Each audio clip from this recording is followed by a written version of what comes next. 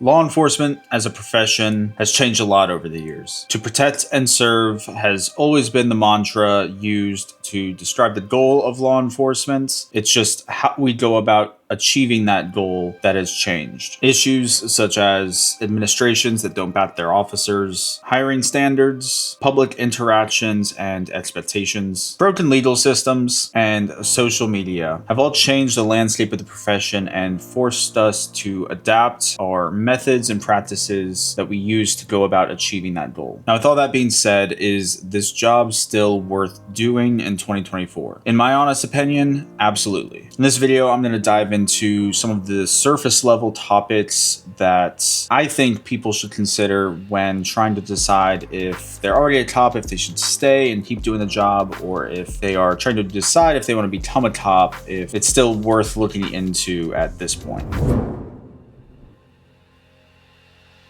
Each agency has its own standards, problem sets, and ideas on how they think the job should be done. Factors such as location, jurisdiction, size of the area, the department, how many officers they have, that all comes into question when trying to figure out if the department is right for you. Now, this is highly dependent on what your goals are as an officer and what you want to achieve in the profession and the type of work that you want to do. The day-to-day workflow of a sheriff in a rural county is going to be very different than what a city cop, working a beat, inner city, high crime area, it's going to be very different than what they experience. That being said, there are agencies that are very good to work for in both types of situations, large city versus small agency.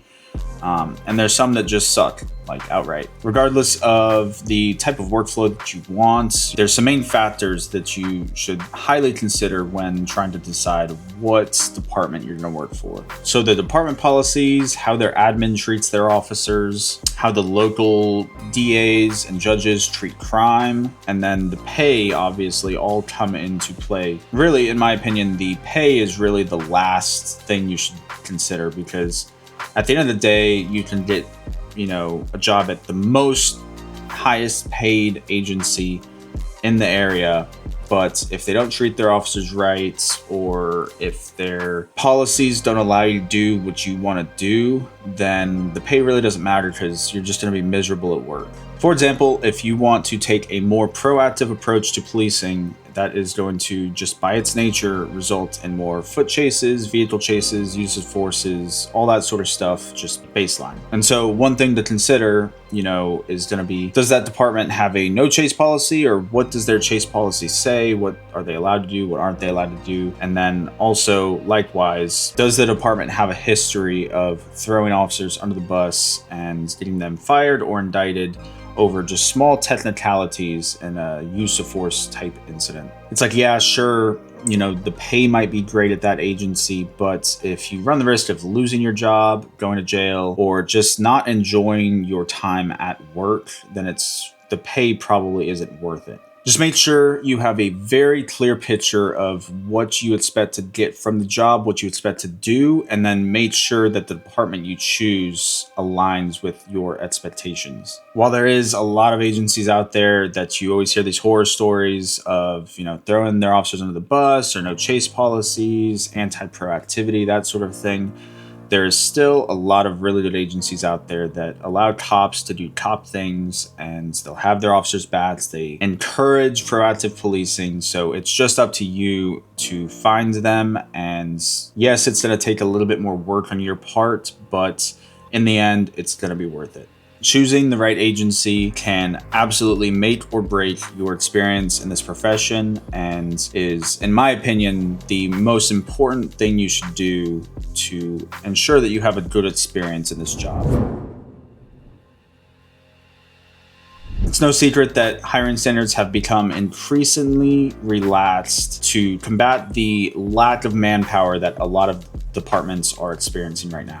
But is the hiring standards affecting the profession enough to where it is killing the profession? In my opinion, sort of, depending on what you're talking about, but in the totality, I really don't think it is. There are some really obvious standards that should be maintained and are really important to ensuring that we have the right people coming into this job, such as fitness, intelligence, ability to problem solve, and their backgrounds. We obviously don't want felons, low IQ individuals, or people who haven't stepped foot in a gym in 20 years and can barely perform simple physical tasks, right? I just think like one of the most common things that people bring up when talking about hiring standards that is kind of just not focusing on the right thing is they'll talk about a lot of departments are removing college education requirements in order to join the department. I'll tell you from my own personal experience, I've met officers who have master's degrees in XYZ whatever, and some of them are really good officers, like no problem, and then others just they really should move on and try to find another job. The same goes for officers that have experience in the military or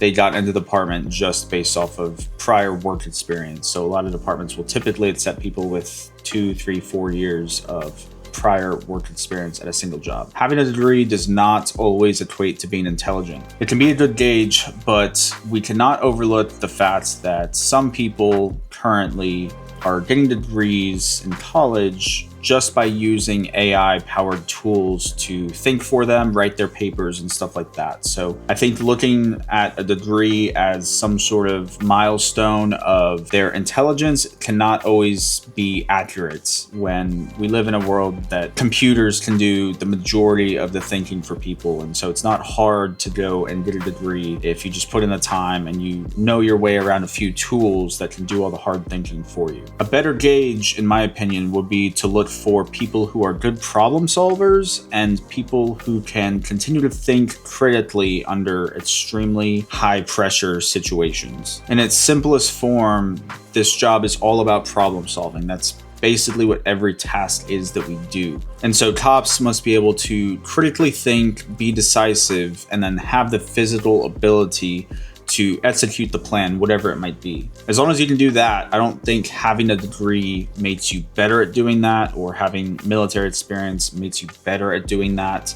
I think all sorts of people in all sorts of walks of life can do that. It's just a matter of finding them and then also them wanting to do this job.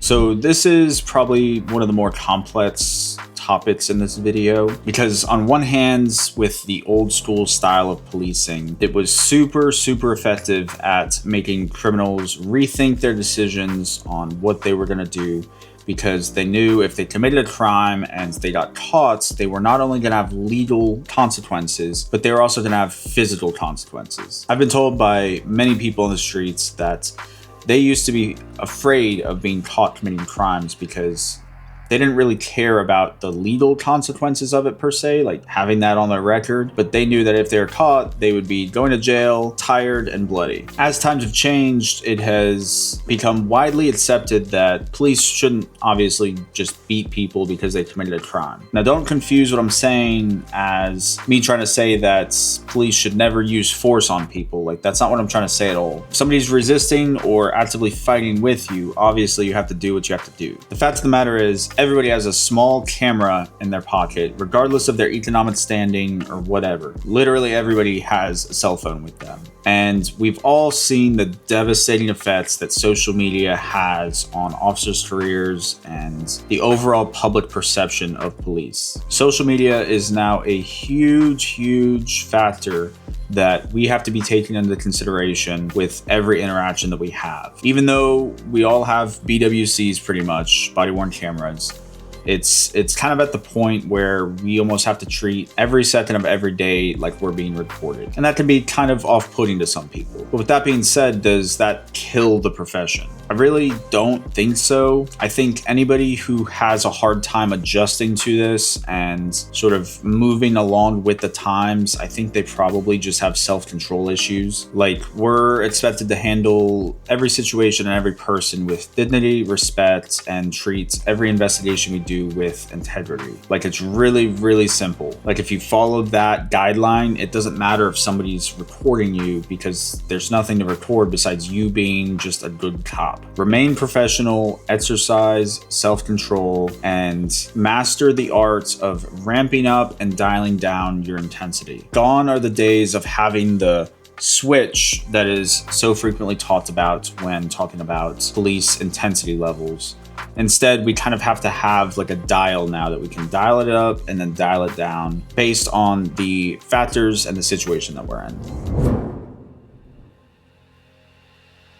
So the last thing I'll talk about in this particular video is something that I hear a lot of people cite as a reason why maybe they think the profession is dead or why they don't want to do it anymore. And that is the broken legal system. It is becoming increasingly common across the whole country that judges and district attorneys are failing to hold criminals accountable. Judges are letting them out on PR bonds, which means they don't have to pay anything, or super low bonds. And mind you, I'm talking about violent repeat offenders, the guys that are going out there robbing people at gunpoint, murdering people, that sort of thing. While this is a problem in like the grand scheme of things, I don't think this kills the profession. I don't think this should affect how we do our job. It's fairly common to see officers get discouraged after they risk their lives. They do all this paperwork, they spend all this time putting these people in jail, and then they come back to work the next day and the guy is already out on a bond or whatever the case may be. Sometimes even the case just gets completely dismissed. Here's my stance on that. So if you get discouraged by this and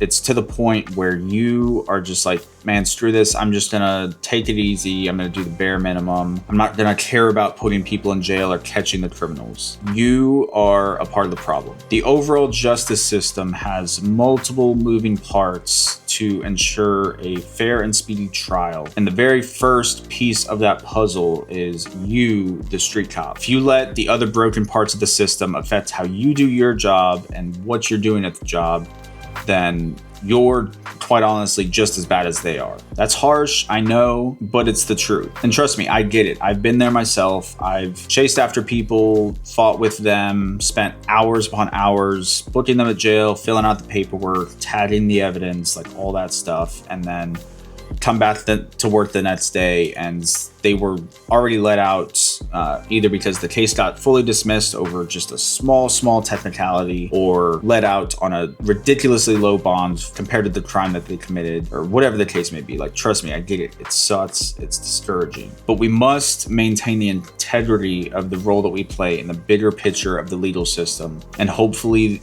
as more people vote and other people get elected into these offices, hopefully the rest of it sort of figures itself out. The reason that this is quote unquote killing the profession is because the cops are letting it kill the profession. They're letting it discourage them to the point that they don't want to do their job. And as I've already said, if you're one of these people, you are a part of the problem. I don't want to see you getting discouraged and not doing your job and then going on social media and complaining about these judges and DAs not doing their job when you're just doing the same thing. Suck it up, do better. Guys, this is not an all-encompassing video. This is a very deep topic with a lot of moving parts going on in it. But at the end of the day, whether or not this profession is dead is completely dependent on your mindsets and expectations for the job. If you think that you should be able to beat the piss out of somebody who runs from you and talks shit to you, then yeah, please leave. Like, we don't want you here. Times are changing, and if you can't change with the times, then you're just gonna get left behind. There's still plenty of reasons why this job is awesome and can be a really fulfilling career, even if you're just starting. We just have to be smarter about how we handle situations going forward. If you enjoyed this video, be sure to subscribe so you can get notified when I post more videos like this. And be sure to drop your thoughts on this topic in the comments below, and we can have a further discussion about it there. Also, be sure to join my Discord channel. The link is in the description below where it says all my links. It allows you to interact with other members of the channel as well as myself, and we can talk about anything and everything you want to talk about in there. There's channels for all sorts of stuff. So if that interests you, make sure to go over to Discord and join that. I hope to see you there. But with all that being said, guys, thanks for watching the video. Have a good day.